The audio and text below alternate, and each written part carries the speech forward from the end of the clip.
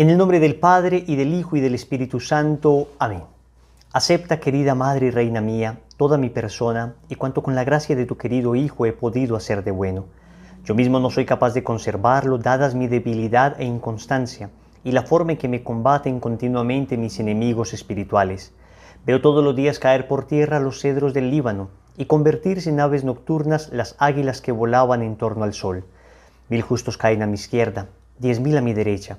Mas yo confío en ti, mi poderosa y más que poderosa Madre. Tenme que no caiga, conserva mis bienes que no me saqueen, protege en mí la vida divina, defiende a quien a ti se ha consagrado. Yo te conozco bien y en ti confío. Eres la Virgen fiel a Dios y a los hombres, que no dejas perder nada de cuanto a ti se confía. Eres la Virgen poderosa. Nadie podrá hacerte daño, ni perjudicar tampoco a los que tú amas. Amén.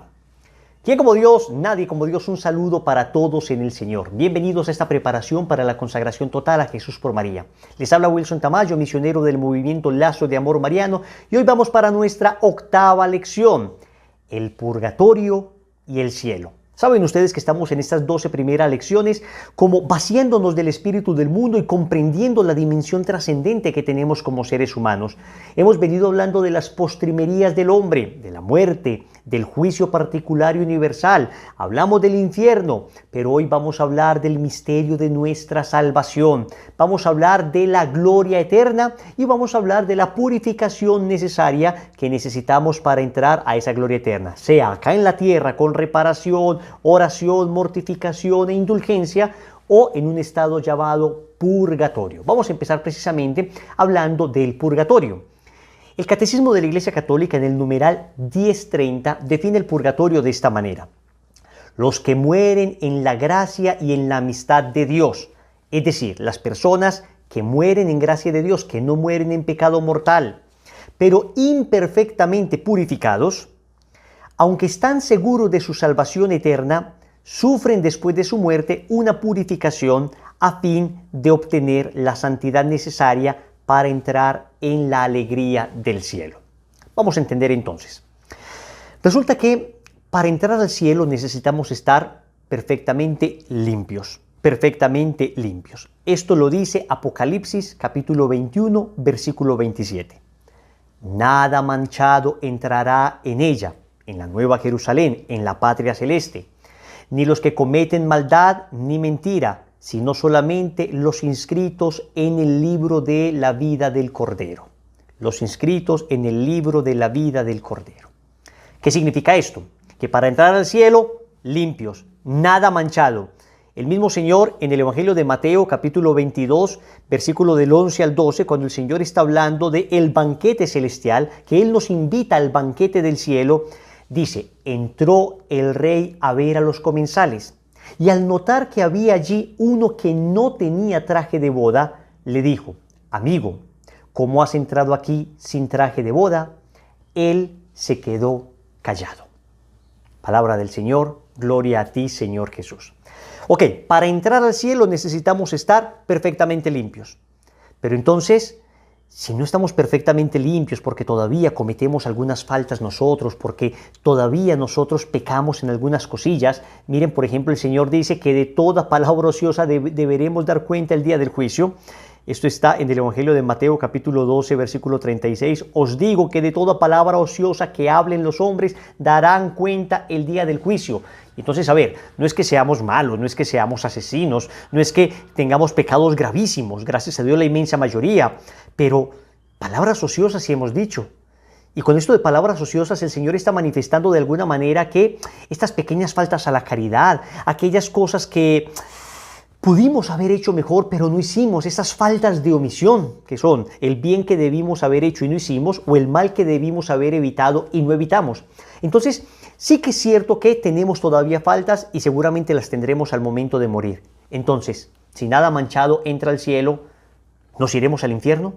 ¿Nos condenamos eternamente? Pero ¿cómo nos vamos a condenar eternamente si estamos en amistad con Dios? ¿Cómo resolvemos ese dilema?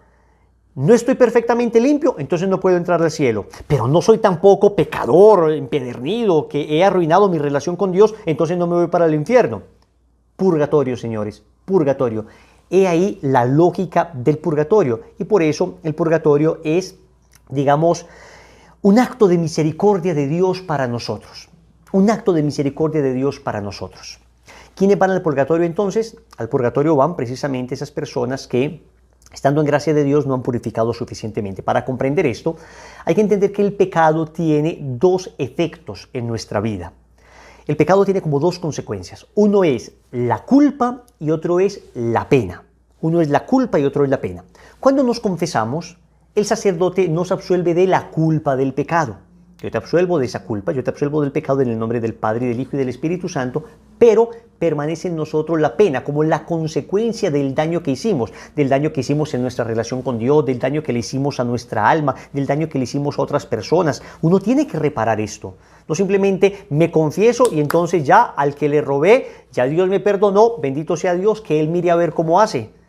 O ofendí a una persona gravemente, me confesé y ya, pues miremos a ver cómo esa persona se las arregla solo. No, yo debo reparar el daño que hice. Lo exige la virtud de la justicia. Y por eso uno tiene que hacer estos actos de reparación, con oración, con mortificación, con obras de caridad concretas. Habrá momentos donde no podremos reparar el daño que se hizo. El asesino no podrá resucitar a su muerto. Sin embargo, lo puede reparar en oración, en mortificación, en penitencia, con algo llamado las indulgencias. Entonces, para que lo entendamos bien, hagamos de cuenta que nuestra alma es como una pared blanca. Cuando pecamos es como que le enterramos un clavo a esa pared. Cuando nos vamos a confesar, el sacerdote arranca ese clavo. Ya no está la culpa, pero el orificio quedó en la pared. Necesitamos revocar, necesitamos resanar, necesitamos curar esa pared. Entonces, las famosas indulgencias lo que hacen es precisamente aplicar los méritos de Cristo por voluntad de la Iglesia para que esa pared sea resanada. Entonces existen indulgencias parciales. Significa que algunos de esos huecos se van resanando. Toda obra de caridad, toda oración, toda mortificación, asistir a la Santa Misa, todo lo que se haga de bien es una indulgencia parcial. Se gana una indulgencia parcial. Pero existe una posibilidad de ganar indulgencia plenaria. Esto es reparar toda la pared. Reparar toda la pared. Porque si es que yo muero aún sin clavos, pero con la pared llena de orificios, en el purgatorio tendré que reparar esa pared. Pero en esta tierra, a través de lo que se llama indulgencia plenaria, se podría reparar toda la pared, toda el alma. ¿Qué se necesita para ganar indulgencia plenaria? Primero, confesión sacramental. Segundo, comunión eucarística. Tercero, oración por el Papa. Cuarto, una obra que esté enriquecida por indulgencias. Hay muchas obras que la Iglesia ha enriquecido con indulgencia plenaria. Por ejemplo, la famosa bendición Urbi et Orbi del Papa. Urbi et Orbi significa a la ciudad de Roma y al mundo entero. Y el mundo entero, una bendición que el Papa da en Pascua y en Navidad. Es una bendición muy especial y que extraordinariamente en algunos acontecimientos históricos difíciles de la humanidad el Papa ha dado. Entonces se gana indulgencia, cumpliría, digamos, el cuarto requisito. Pero, por ejemplo, hacer el Santo Via Crucis, orar el Santo Rosario meditado con un grupo de personas, un retiro espiritual de 3 días, participar en una Eucaristía de primera comunión, participar en una ordenación sacerdotal. Son obras que la Iglesia ha dotado de indulgencia plenaria. Sería la cuarta condición. Y la quinta condición, que es la más difícil de todas, la renuncia a todo pecado y a todo afecto al pecado, inclusive venial. Usted puede hacer las primeras 4, confesarse, comulgar, orar por el Papa, una obra enriquecida de indulgencia, pero si no tenemos renuncia efectiva y afectiva al pecado, incluso venial, no ganamos indulgencia plenaria, ganaríamos indulgencia parcial. Por eso no todo el mundo que hace los 4 pasos gana la indulgencia plenaria.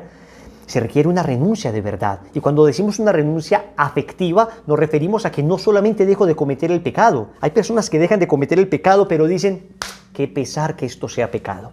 Yo no lo voy a hacer, pero qué pesar que esto sea pecado. No estoy diciendo que no signifique siempre una lucha rechazar la tentación. Claro que siempre significa una lucha, pero yo en esa lucha sé que esto que es pecado me daña y por eso lo rechazo. Hay una tentación, hay una inclinación. La tentación no significa que no he renunciado afectivamente al pecado, sino que cuando entiendo yo que Dios me pide evitar esto por el bien de mi alma, porque me ama, ahí he renunciado afectivamente y efectivamente al pecado. Por eso a mí me encanta visitar estas monjitas de claustros, estas monjitas que llevan años orando, porque son bancos de indulgencia plenaria. Son religiosas que han logrado desprenderse de tantas cosas y fácilmente tienen en su corazón ya un desapego tal al pecado afectivo y efectivo que fácilmente ganan indulgencia. Y siempre le digo a estas religiosas virtuosas, santas, ancianitas, casi siempre de conventos de clausura: hermana, ore por mi familia, ore por alguna persona que pienso yo pueda estar en el purgatorio, porque las indulgencias plenarias se ganan por uno mismo, o uno las puede aplicar por una persona que crea uno esté en el purgatorio. Se gana una al día, salvo caso de muerte, ¿no? Salvo caso de extremo, se podrían ganar 2 indulgencias en un mismo día, pero eso es, bueno, un caso excepcional. Si gano una y me pasa algo, estoy agonizando, puedo ganar otra ese mismo día. Pero en principio una al día. Y eso es importante. Cuando te consagras a la Virgen María, esto es importante que lo sepas también, nosotros los consagrados le entregamos esas indulgencias a la Virgen. Es lo que se llama el valor satisfactorio de nuestras buenas obras. Esto lo habla Montfort y lo hablaremos más adelante. Para decirle a la Virgen: tengo derecho a esta indulgencia para aplicarla a mí o a algún familiar, pero te la entrego a ti para que tú te encargues de aplicarla al alma del purgatorio, al fiel difunto que tú quieras. Miren qué bonito esto. Entonces, esto es lo que pasa con el tema del purgatorio.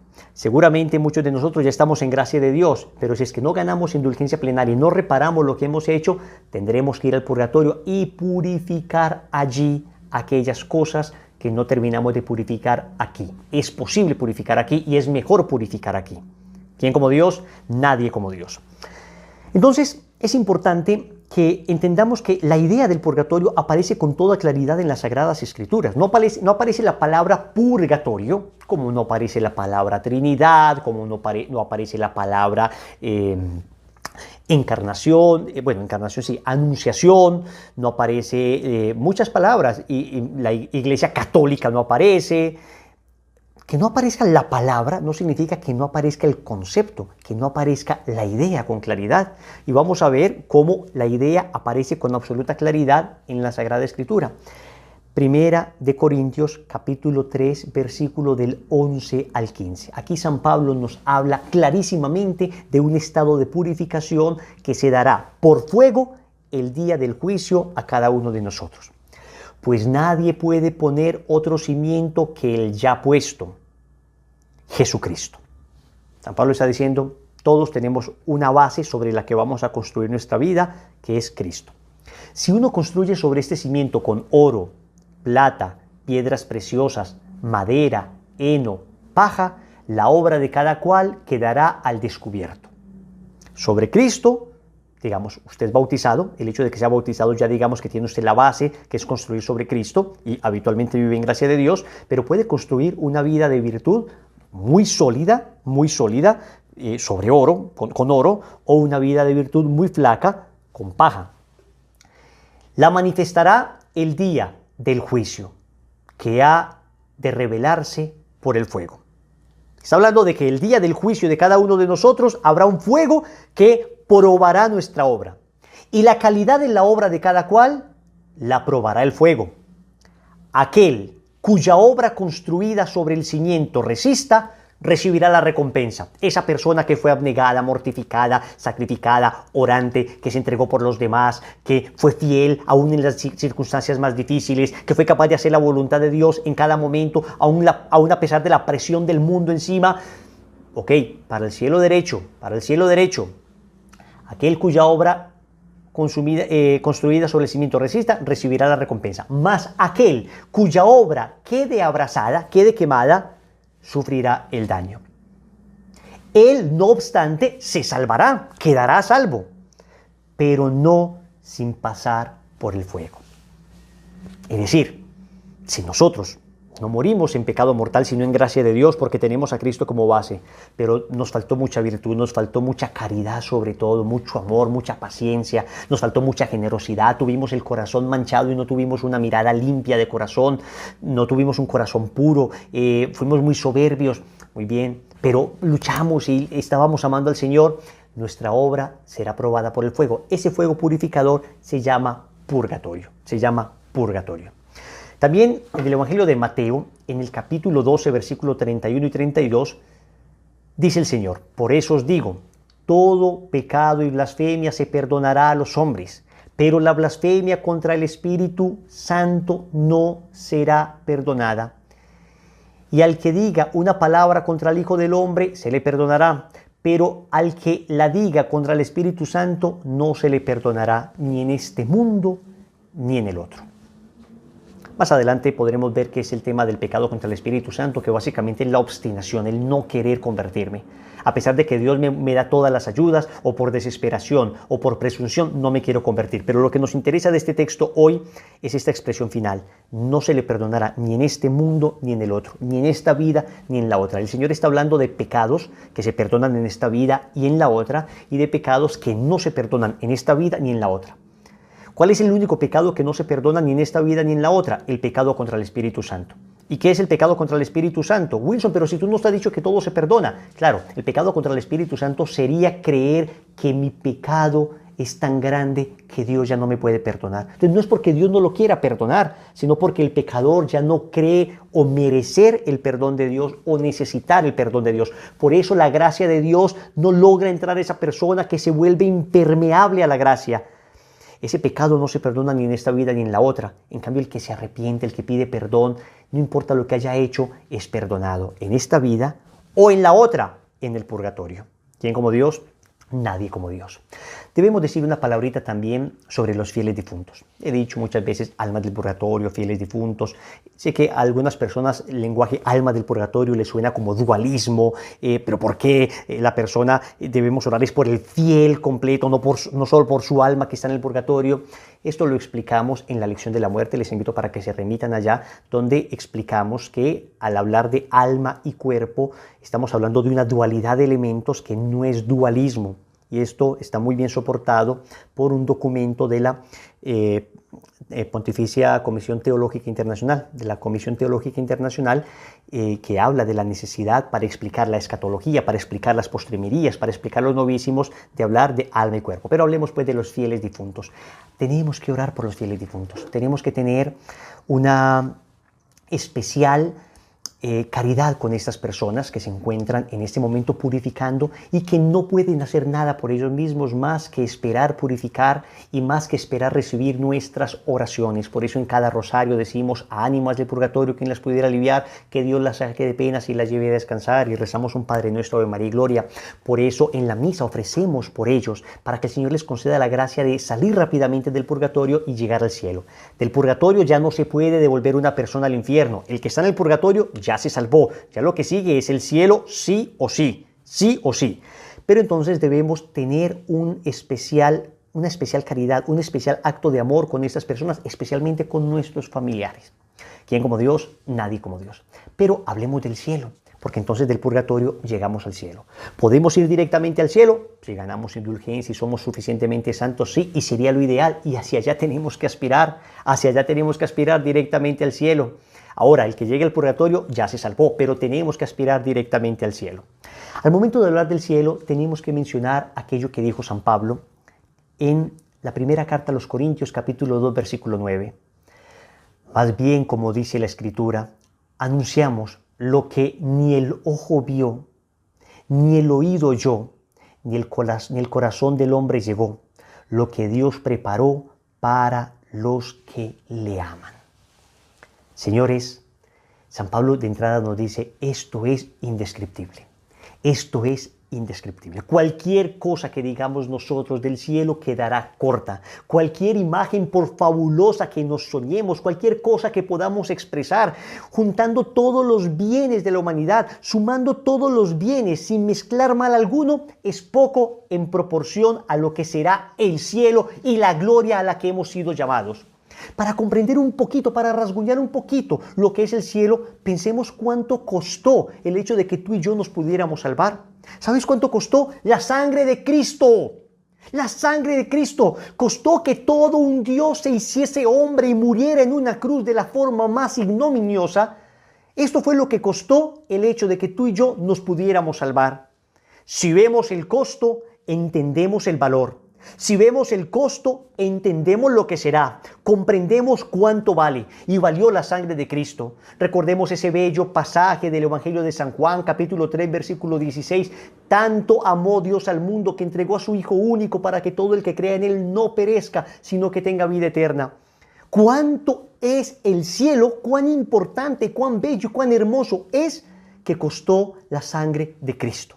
Que costó que el Hijo de Dios viniera a morir para que nosotros no nos condenáramos. Éramos unos condenados por el pecado de nuestros primeros padres. Merecíamos el infierno por el pecado de nuestros primeros padres. El cielo se nos había cerrado, pero Cristo viene y da su sangre en la cruz para que se vuelva a abrir el cielo, para que ese velo que teníamos se rasgue, ese velo que nos separamos de Dios se rasgue y podamos acceder ahora nosotros al cielo. Al cielo. Yo sé que cuando leemos las definiciones del cielo, que habla de la visión beatífica, de la vida con Dios, de la vida con los bienaventurados, puede que uno diga, no, es que como que no me convence mucho. Es que el cielo se entiende en términos de amor. El cielo es la plenitud del amor en el corazón de una persona. Es lo que más sacia la vida, el alma, el ser de una persona. El amor vivido en plenitud. Lo que te sacia a ti, lo que me sacia a mí, no son las cosas materiales. Un algo nunca me puede llenar. Lo que me llena es un alguien. El amor es lo que me llena. El amor de alguien. Recibir ese amor. Dar ese amor. Y el amor de una persona me puede llenar de alguna manera, aunque es un amor limitado. Y el amor que yo le doy a esa persona también es un amor limitado. Pero es que el amor procede de Dios. En la primera carta de Juan, en el capítulo 4, versículo 8. Y en el capítulo 4, versículo 16, San Juan nos dice, Dios es amor. Amor es Dios. Dios y amor son sinónimos. Cuando nosotros amamos, estamos dando a Dios. Cuando recibimos amor, estamos recibiendo a Dios. Cuando hay un amor verdadero, es a Dios a quien se da y es a Dios a quien se recibe. Pues el cielo será esa plenitud de amor. Tú y yo hemos estado enamorados. Yo sigo muy enamorado de mi esposa, de mis hijos, de mis papás. Sigo muy enamorado de Jesús, de María. Pero es que el amor es lo que más plenifica. El amor sacia plenamente. No hay nada que pueda compararse con el amor. Ni el sexo, ni las cosas materiales. El sexo es maravilloso cuando está en el marco del amor. Cuando está en el marco del amor. Pero el solo sexo por sexo, el placer por placer, no planifica al hombre. Planifica al hombre el placer en el marco del amor. Lo que planifica siempre es el amor. Y el cielo será la experiencia más sublime de amor. Y una experiencia eterna, una experiencia que no se acabará, un amor que no se agotará, un amor que no conoce bemoles, un amor que no conoce reveses, un amor que no defrauda. He ahí el cielo. Por eso, cuando el catecismo habla del cielo, dice, es ver a Dios. Y cuando veas a Dios, cuando vemos a Dios, vemos toda la felicidad, todo el gozo, toda la alegría. Yo vivo en Colombia. Y en mi país, desafortunadamente, hemos tenido la desgracia de sufrir el flagelo de la violencia, de los secuestros. A mí no se me olvida, en una ocasión, un pobre señor un político fue secuestrado durante años. Dejó a sus niños pequeñitos, dejó a sus niños de 4 o 5 añitos. Y el hombre fue secuestrado 14, 15 años. Finalmente lograron liberarle. Y yo todavía recuerdo ese momento. Recuerdo el momento en que ese hombre bajaba del helicóptero. Eso fue televisado por todas las cadenas de televisión colombiana. Y ese hombre baja del helicóptero, está saludando a todo el mundo. Y cuando ve a sus hijos, cuando ve a sus hijitos, a los que había dejado de 3, 4, 5 añitos, y los ve ahora de 15, 16, 20 años, pero él los conoce. El rostro de este hombre cambia. El rostro de este hombre cambia. Y los ve y el rostro se le ilumina. Y se pone a llorar a raudales. Y arranca a correr y les abraza con una fuerza. Les abraza con un amor. No los quería soltar y ellos no lo querían soltar a él. El ver el rostro de un hijo al que no veía hace 15 años le generó ese amor. ¿Cómo será ver el rostro de Dios para quien fuimos creados? ¿Cómo será ver el rostro de ese Dios que sacia plenamente? Ya no serán mis hijos que son un regalo de Dios. Ahora será el mismo Dios que me dio a mis hijos, al que veré cara a cara. La alegría, el gozo, borrará todo dolor, borrará toda angustia, todo sacrificio valió la pena para ver el rostro de ese Dios. de ese Dios bueno y para experimentar su abrazo que me plenifica y que me llena. Y ahí en ese abrazo y ahí en ese amor, entonces gozaremos de todo lo que jamás nos hubiéramos podido imaginar, porque cada gozo de la tierra, cada verdadero y legítimo gozo de la tierra, no es sino una pregustación del gozo eterno que tendremos en el cielo. Entonces no te imagines que el cielo será ahí en una nube toda la eternidad, tocando un arpa con unas alitas, una aureola. No, pues qué aburrición. Por supuesto que un cielo así no provoca, pero es que el cielo será cada segundo mejor que el anterior. A ver, perdóname lo ridículo de este ejemplo, pero para que me entiendas, cada segundo mejor que el anterior. Piensa tú que eres un hombre pobre, con cáncer, secuestrada a tu familia, en fin, y de repente te llaman y te dicen, oye, te acabas de ganar la lotería. Y bueno, ¿qué es esta dicha? Y muy feliz con la lotería. Y al minuto siguiente te llaman y te dice, soy el doctor, te digo que no tienes cáncer. Pero ¿qué es esta maravilla? Rico y sin cáncer. Y de repente, un minuto después te llaman y te dicen, a tu familia la acaban de liberar. Pero, ¿qué es esto? Y después la chica que siempre te había gustado y jamás te había prestado atención, te llama y te dice, oye, quisiera que conversáramos. O sea, discúlpame, no sé cuáles sean los anhelos más profundos de tu corazón, pero piensa en todos ellos juntos, uno tras otro, durante toda la eternidad. Cada segundo mejor que el anterior. Cada segundo mejor que el anterior. Un sacerdote, el padre Clemente González, describe el cielo así. El cielo es felicidad que rebasa nuestros deseos. O sea, todo eso es nada en comparación de lo que será el cielo. Actividad sin cansancio. Actividad sin cansancio. El gozo que produce estar activo, pero sin cansancio. Descanso sin aburrimiento. El gozo que produce el descanso, pero sin locha, sin aburrimiento. Conocimiento sin velos. Grandeza sin exceso. Amor sin afán de posesión. Perdón sin memoria. Gratitud sin dependencia, amistad sin celos, compañía sin estorbos. En el cielo, Dios nos concederá mucho más de lo que podemos pedir o imaginar y aún aquello que no nos atrevemos a pedir. El hombre quiere ver a Dios, tiene un deseo innato de ver a Dios, de ver a su Creador. Y viéndole, ver cumplimentada, ver cumplida, ver colmado su deseo de plenitud, ver a Dios. Hay algunos textos que son muy emblemáticos, por ejemplo, yo creo que uno de los más emblemáticos es la primera carta de Juan, capítulo 3, versículo 2, fijaros lo que dice: queridos, ahora somos hijos de Dios, y aún no se ha manifestado lo que seremos. Sabemos que cuando Él se manifieste, seremos semejantes a Él, porque le veremos tal cual es. Es decir, el grado de unión que tenemos aquí con Dios y el que tendremos en el cielo es esencialmente diferente, ¿no? Es un grado muy superior al que llamamos visión beatífica, que no es un ver de curiosidad, como aquí a veces entendemos la palabra ver, ¿no? Sino que dice, seremos semejantes a Él, porque le veremos tal cual es. Por lo tanto, es un ver que produce una unión plena, hasta el punto de que la semejanza con Dios en el hombre alcanza su plenitud. Seremos semejantes a Él, porque le veremos tal cual es. Hay más otros textos, por ejemplo, el de 1 Corintios, capítulo 13, versículo 12, dice, ahora vemos como en un espejo, confusamente, entonces veremos cara a cara. Es verdad que ahora la fe nos permite ver a Dios de alguna manera, pero es un ver que al mismo tiempo no se produce en él una transparencia absoluta. Es un ver que está un tanto velado, ¿eh? La fe nos permite ver a Dios, pero de una manera velada al mismo tiempo. La fe tiende a la visión, ¿eh? Con la fe no nos sentimos, con el grado de conocimiento de Dios que tenemos con la fe, no nos sentimos plenamente satisfechos, aspiramos a la visión de Dios. Bien, por lo tanto, ¿qué es el cielo? Es ver a Dios fundiéndonos con Él, ¿no? Haciéndonos un solo corazón con Él. La segunda explicación que se da de qué es el cielo es estar con Dios, estar con Cristo, estar con Él. Fijaros que la explicación ha comenzado diciendo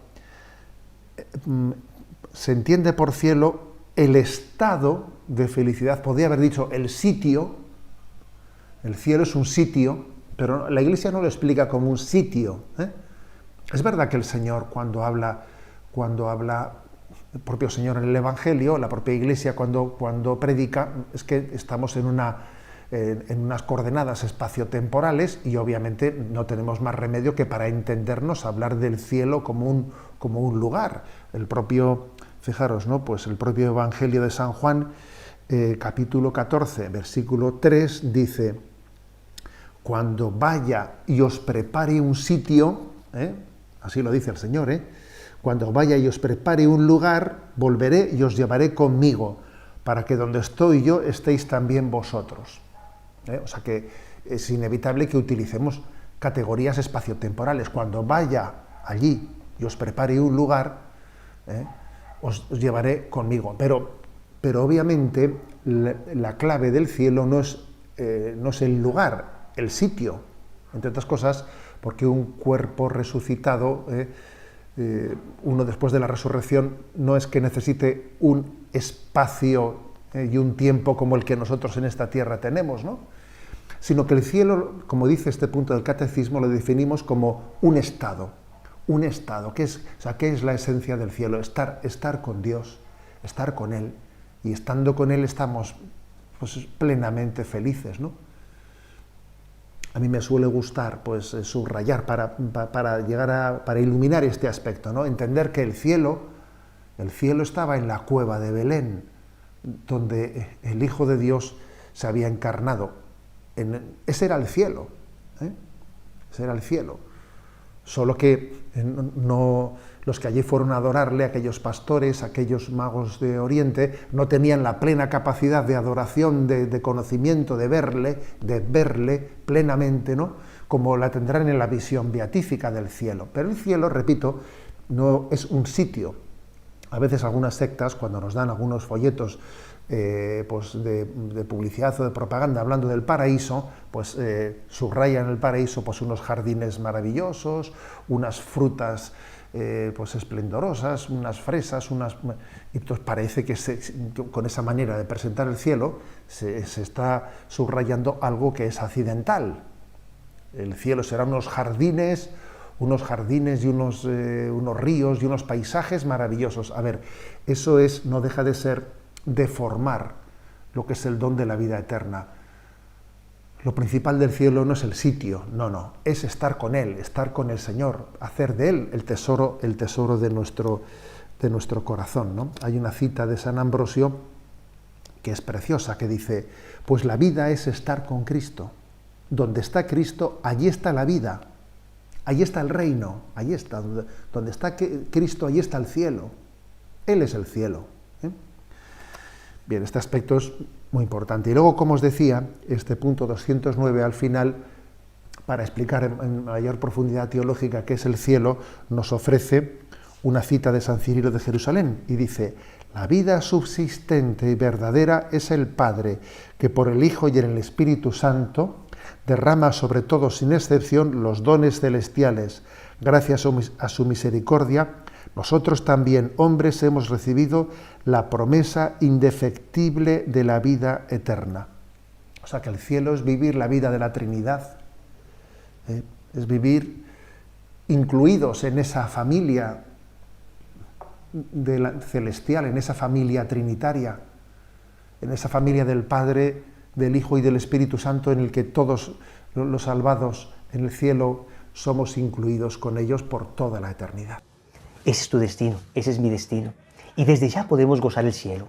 Desde ya podemos pregustar el cielo. El que vive la voluntad de Dios vive el cielo de manera anticipada. Escúchame, vivir la voluntad de Dios es felicidad. Escúchame, cuando Dios te dice algo, te lo dice porque te ama. Cuando nos dice sigue mis mandamientos, nos lo dice por una sola razón, porque sus mandamientos son sinónimo de felicidad. Estás en esa consagración. Dios te ha llamado acá para que empieces a vivir el cielo en la tierra.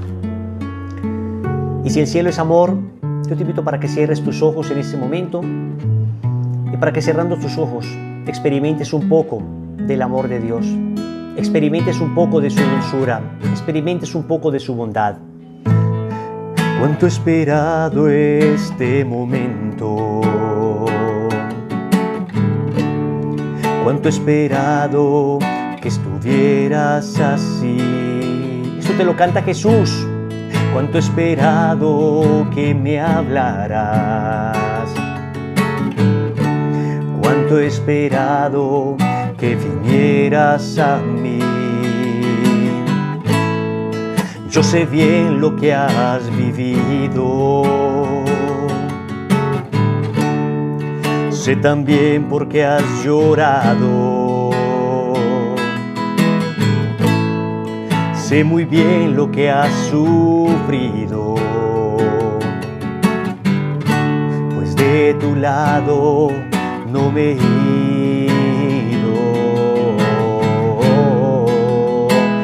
Pues nadie te ama como yo, pues nadie te ama como yo. Mira la cruz, esa es mi más grande prueba. Nadie te ama como yo, pues nadie te ama como yo, pues nadie te ama como yo. Mira la cruz, fue por ti, fue porque te amo. Nadie te ama como yo.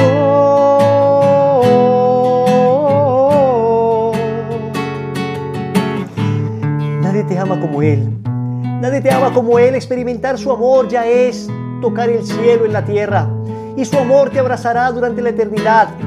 Sé que en ocasiones parece muy difícil renunciar a cosas por Dios, pero entiéndeme que la renuncia no es una renuncia por renunciar.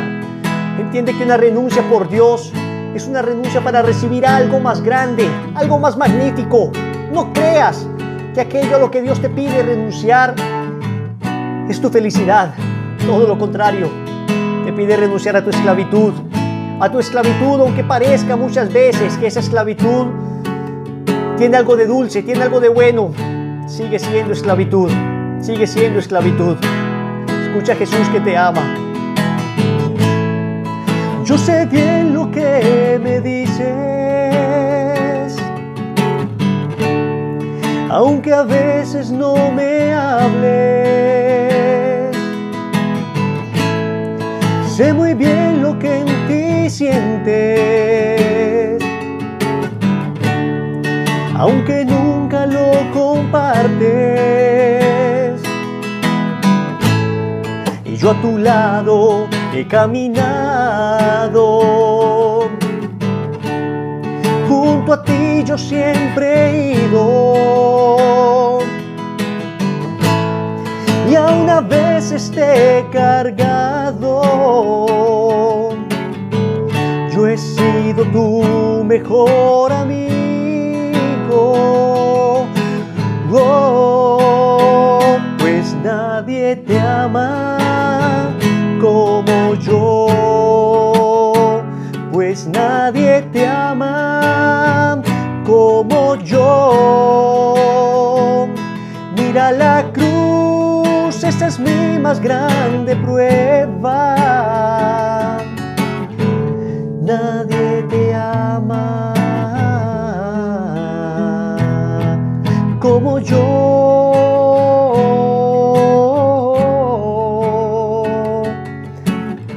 Deja de buscar amores en el mundo y empieza a encontrar el amor en el único lugar donde lo puedes recibir, en el corazón de Dios. Como yo.